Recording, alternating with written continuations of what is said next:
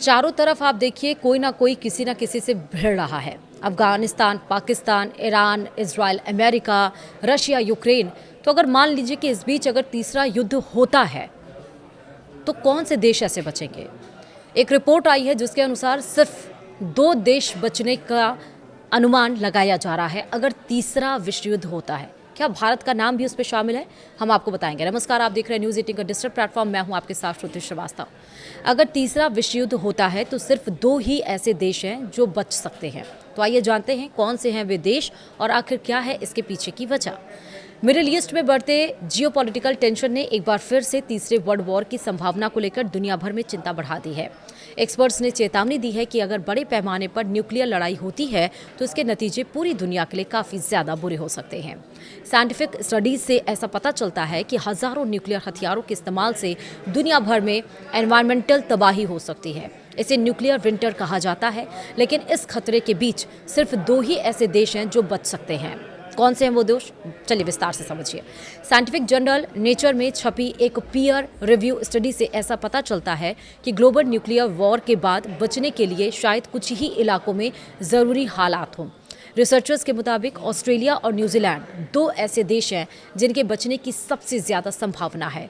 उनका geographical isolation, मजबूत agriculture system और आसपास के समुद्र उन्हें न्यूक्लियर विंटर के दरमियान होने वाले काफ़ी ज़्यादा क्लाइमेट चेंज का सामना करने में मदद कर सकते हैं।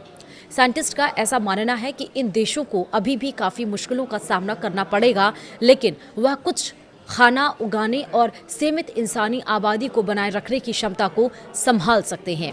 एक्सपर्ट्स का ऐसा कहना है कि न्यूक्लियर वॉर का सबसे बड़ा खतरा सिर्फ धमाके नहीं होंगे, दरअसल उसके बाद होने वाला एनवायरमेंटल नुकसान सबसे ज़्यादा खतरनाक है। Nuclear warfare analyst any Jacobson के मुताबिक न्यूक्लियर धमाकों से निकलने वाले बड़े आग के गोले 100 मिलियन डिग्री सेल्सियस तक के टेम्परेचर तक पहुंच सकते हैं। जैकबसन का ऐसा कहना है कि तुरंत होने वाले तंबाकू से लाखों लोग मर जा सकते हैं, लेकिन लंबे समय तक चलने वाले असर और भी ज़्यादा खतरनाक होंगे। आयोवा और यूक्रेन जैसे एग्रीकल्चर इलाकों में लगभग 1 दशक तक बर्फबारी और जमने वाली ठंड पड़ सकती है। इससे खेती करना लगभग नामुमकिन हो जाएगा। आखिरकार जिसका हम जिक्र कर रहे हैं न्यूक्लियर विंटर, वो क्या होता है? चलिए आपको बताती हूँ।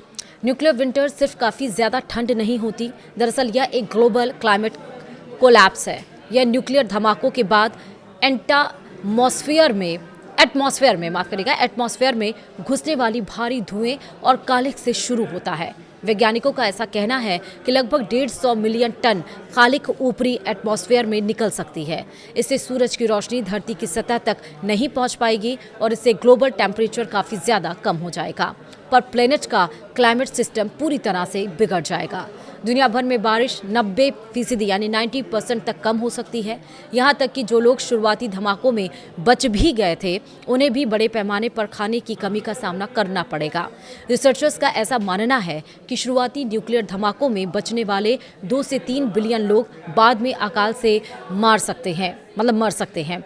ऐसा इसलिए क्योंकि ग्लोबल एग्रीकल्चर खत्म हो जाएगा।